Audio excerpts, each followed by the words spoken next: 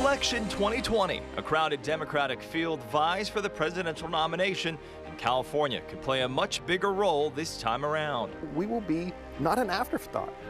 In 2016, we voted in June. The race was over. We matter. Democrats versus Republicans. The balance of power in Congress is at stake. Who will claim victory?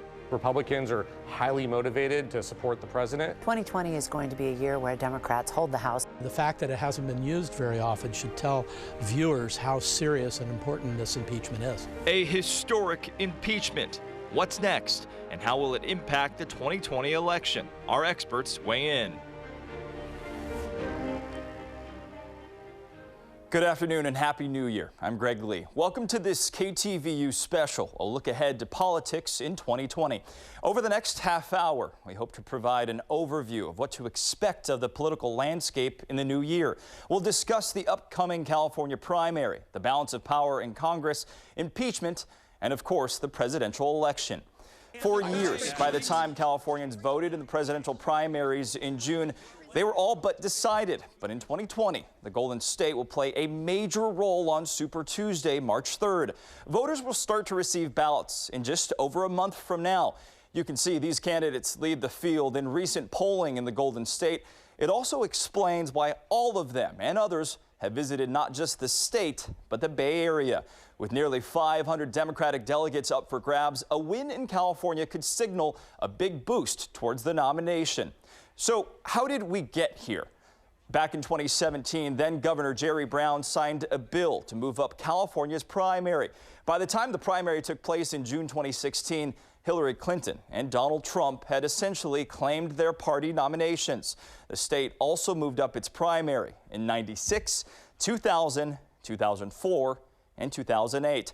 After Governor Brown signed the bill, California Secretary of State Alex Padilla said this: "The Golden State will no longer be relegated to last place in the presidential nominating process.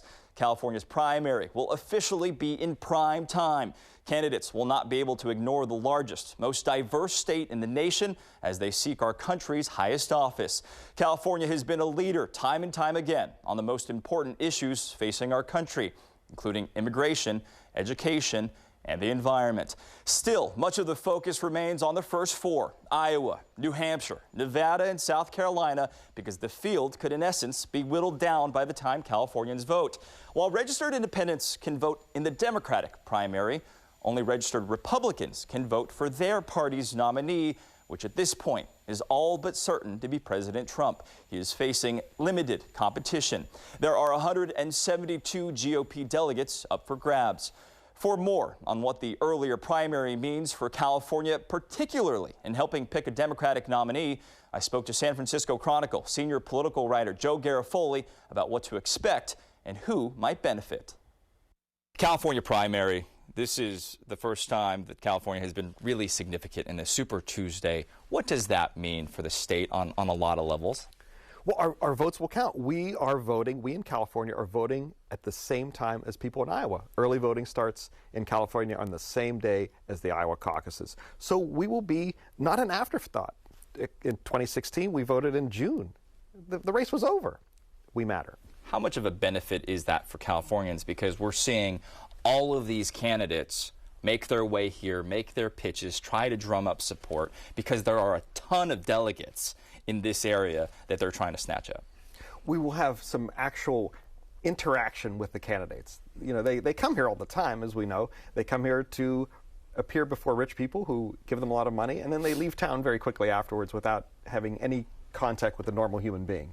So now we're going to have some actual interaction. We're going to see some rallies. We're going to see some small group interaction. That's great. And because that way, it's good for the candidates, too, because they learn what our issues are. To that end, will we see some of those issues? Homelessness, affordable housing, climate change as it relates to wildfires. Will we see those more so on the national stage than we may have in the past? We will. We will hear that being talked about in probably right before the primary in February, right when they're coming out here. And we're already seeing the effect of the candidates who have set up camp here so far. Bernie Sanders is ahead in many of the California polls, in part because he's way ahead with Latino voters. And he's set up offices in East LA, he's set up offices in the Central Valley, he's set up offices in the Bay Area. And he's trying to reach out to those communities early, not in the last week or two. He's really trying to listen to those communities, and they're responding, and he's ahead of the polls in California. I mean, it's sort of a bunching, but he is at the top of that. Anything you would add to the California primary or the larger political landscape in 2020 as a whole? I'm curious about whether we're going to see some of the big names in California endorse. I'm going to doubt it. Are we going to see Gavin Newsom endorse? Are we going to see Eric Garcetti, the mayor of Los Angeles, endorse? Are we going to see Kamala Harris, our senator, endorse, who was a candidate herself? Dianne Feinstein has already backed Joe Biden. But most of the big names have not picked a horse yet. And many of them previously were with Kamala Harris. But we'll see if any of those former Harris endorsers, the big names, pick a candidate. Our thanks to Joe. You can see his interview as well as the other guests in this special by going to our website, ktvu.com, and clicking on the Politics tab. Coming up, voters will also have important decisions to make as it relates to statewide offices. The blue wave ruled in 2018. What will 2020 bring? Republicans are highly motivated to support the president. They're donating in record numbers. 2020 is going to be a year where Democrats hold the House under the leadership of Speaker Nancy Pelosi.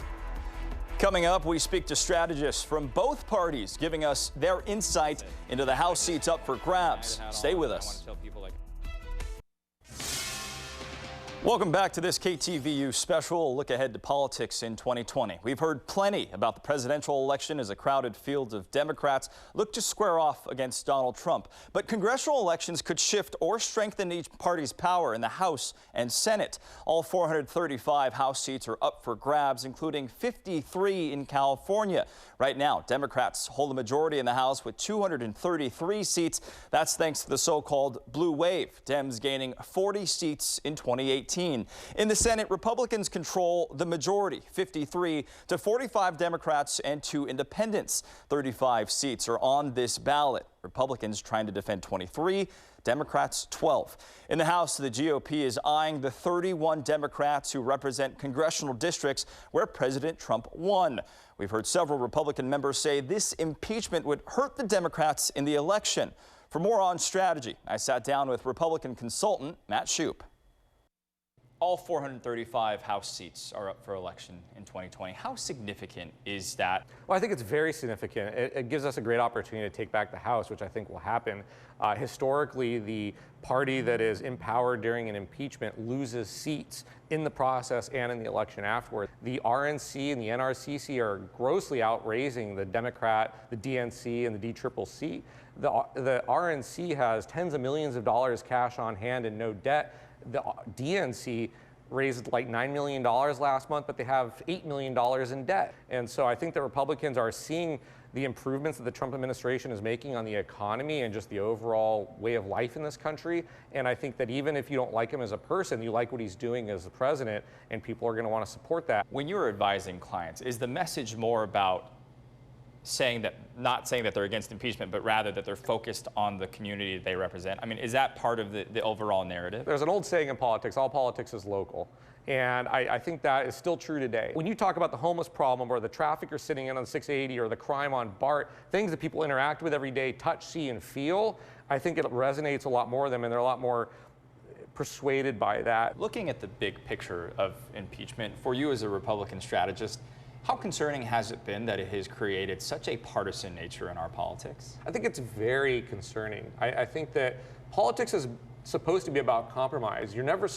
It's about a country coming together and coming up with a compromise and what works for everybody, not one side or the other. Because I mean, you see extremes, like in California, the Democrats are a supermajority. And I think that a lot of people agree that there's a lot of things wrong with this state where it shouldn't be. We have a massive economy. There's a lot of great things about California. We shouldn't have a lot of the problems that we do. I don't think that one party should dominate the political structure. I don't think the Republicans should have a one-party control. I don't think the Democrats. That is similar to China or North Korea, and I don't think that's the American way. In a year from now, or a year and a month, where will we be, and what will the House and Senate look like? I think this is going to be probably one of the most partisan elections, of our life.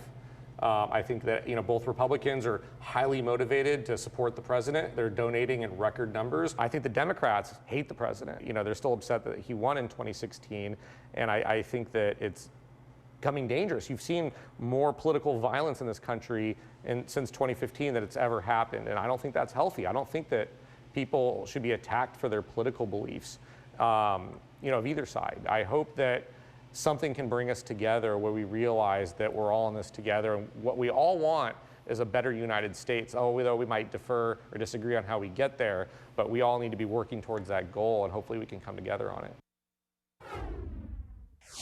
I myself want to say I have a spring in my step because of the moral courage of our caucus. To see them all, so many of 100 members, go to the floor, that's all that we had time for, to go to the floor and speak about our Constitution, about the facts of the case, so clearly, so patriotically, so prayerfully, and so solemnly. House Speaker Nancy Pelosi made those comments the morning after the president was impeached. Save a couple of no votes, she received major support in the House from the Democratic caucus. As you just heard Matt Shoup say, Republicans are pushing to contest those seats, including Ms. Pelosi's. So what is the game plan for Democrats in 2020? Who better to answer that question than Democratic strategist and the House Speaker's daughter, Christine Pelosi. All 435 House seats are up in 2020. How significant is that for the Democratic Party? 2020 is going to be a year where Democrats hold the House under the leadership of Speaker Nancy Pelosi and the For the People agenda that was largely set by the majority makers, people who flipped Republican seats to Democratic ones, who've been really setting the pace. I was in Orange County in 2018 when we saw a number of those Republican strongholds flip in this so-called blue wave. What was the cause of that? Donald Trump is an amazing organizer and motivator for Democrats and for communities of color. We had enormous opportunity in 2017 because people saw both crisis and opportunity. Communities of color, vulnerable people whose values were really under direct assault by President Trump stepped up and said, we want representation too. As it relates to impeachment, when you look at some of these districts, how important is it for candidates to recognize the role of impeachment, but also to make sure that they're focusing on the issues locally, specific to the districts that they're running for? Well, Nancy Pelosi always says to incoming members of Congress, your job title and your job description are one and the same, representative. You have to represent the aspirations, the hopes, the needs of your district.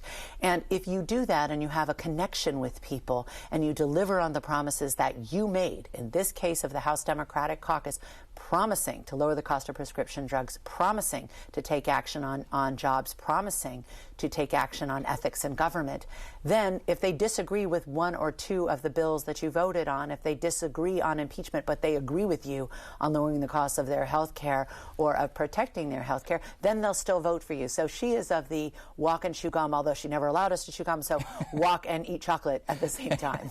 Is it concerning to the DNC about how much the RNC has raised and like President Trump's campaign has raised, as they've kind of used impeachment as an opportunity for that? And if you have the volunteers, you can beat the money. That's what we did when we won the House in 2006. That's what we did when we won the House back in 2018. And the fact is, Donald Trump can print money. Just assume that he will have $1 billion.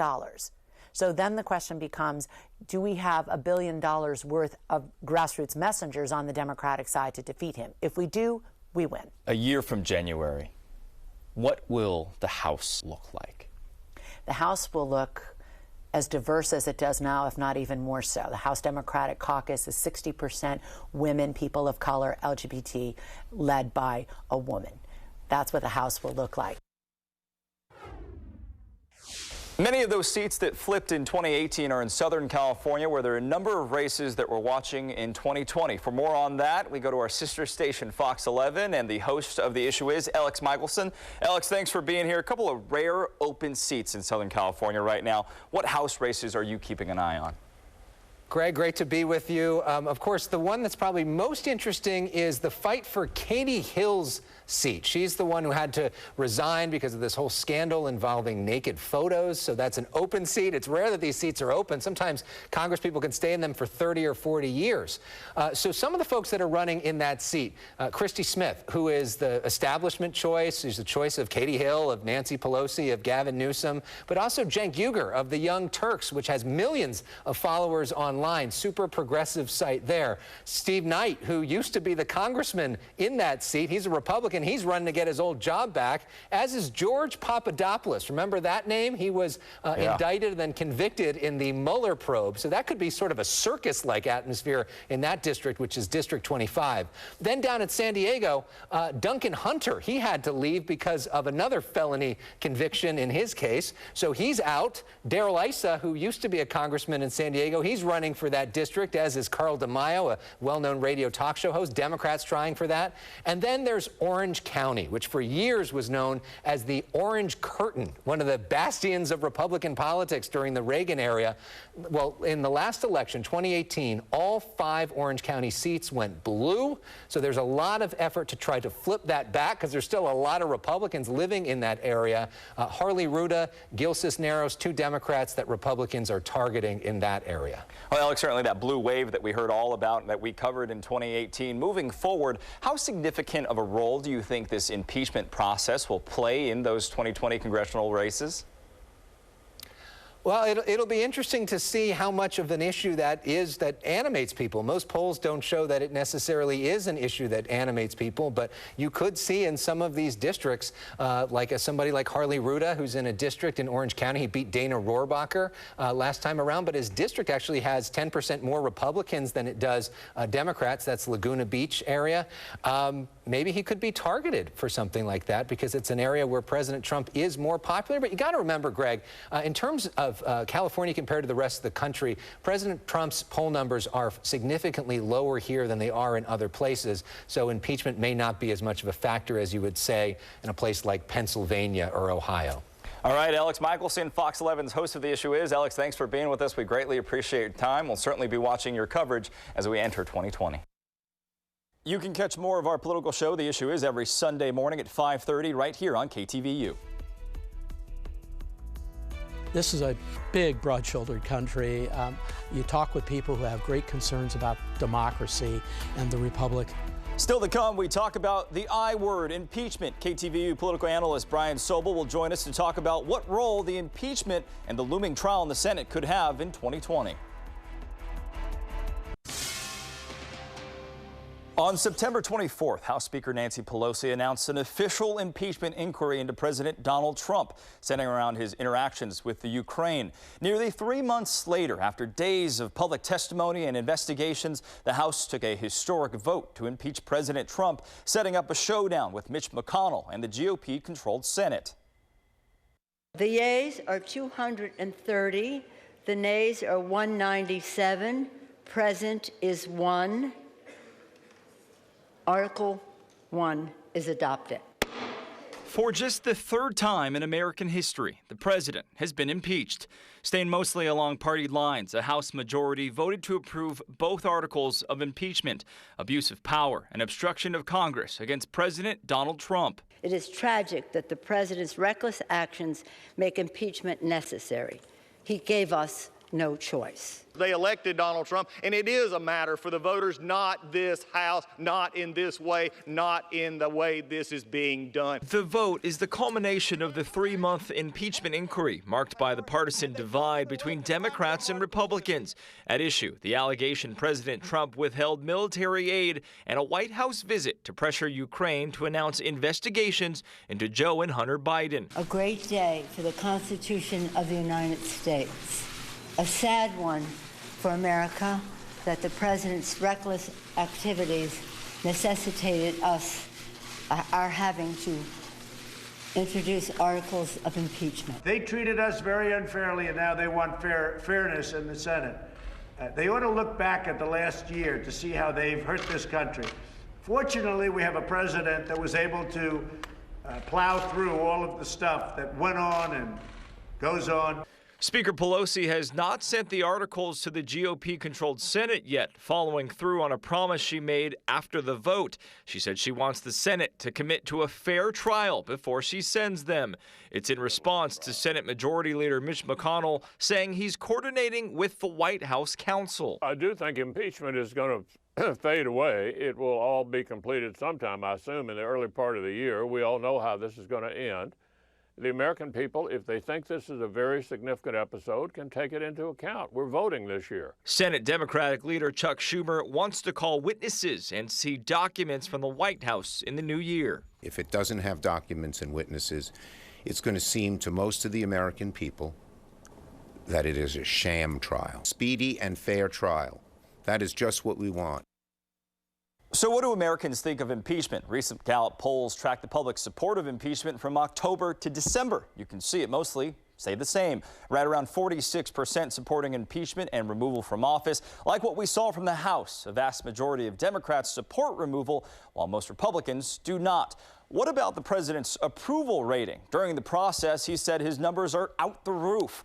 And while that's not necessarily the case, his approval rating did inch up during the inquiry. They went from 39% in October to 45% in December when he was impeached.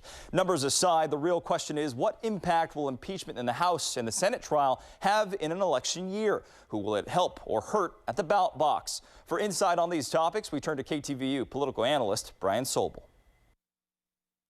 This impeachment, only the third in U.S. history. Whatever side people are on, this is highly significant from a historical standpoint, right? Oh, absolutely. Impeachment was the test of whether a sitting president could be removed from office. The fact that it hasn't been used very often should tell viewers how serious and important this impeachment is. We have seen how politically charged this process has been, and it has been highly partisan. To that end, what kind of impact could we see from this on the 2020 election specific to the presidential election? This impeachment could break one of two ways. It could either solidify the support for Donald Trump, that is to say people in the country say, hey, this was a political put-up job against the president, or in turn it could deliver the evidence that the American people want or need to hear to actually convince a number of Republicans that Donald Trump did some things wrong. How could we potentially see President Trump use this? On the day that the vote was taking place, he was at a rally. His campaign was sending out requests for donations. Well, he is going to spin it by knowing before you even go into the trial in the Senate that he's got the votes to win it. So the question will be the strategy that his people undertake. You can draw this out for a while, and he can just milk this day after day, knowing that at the end he's going to be acquitted. Or, as Mitch McConnell has talked about, let's get it done, get out and keep moving. Either way, Donald Trump probably benefits, and he certainly benefits on the campaign trail by saying, see, look how many senators said I was innocent. On the flip side of that, we could certainly see Democrats use this in their campaign pitches as they move forward. I think Democrats have an opportunity here to say, are you willing to give 4 more years to somebody who was impeached? And history looks at these things very closely, and I think they could speak to history. Brian, anything you would add? This is a big, broad-shouldered country. You talk with people who have great concerns about democracy and the republic, and I always say, fall back on history. We've been through tough times before. It's a pendulum. It'll swing back. We'll find a person who is president who is enjoyed by the majority of Americans, and so we'll get through this and we'll move on. And why we know that is because we've been doing it since this nation was founded. Coming up after the break, we'll wrap up our special coverage of a look ahead to 2020. Final thoughts and some key dates for all voters to remember. Final reminder, Super Tuesdays, March 3rd, Election Day, November 3rd. I'm Greg Lee. Thanks for watching.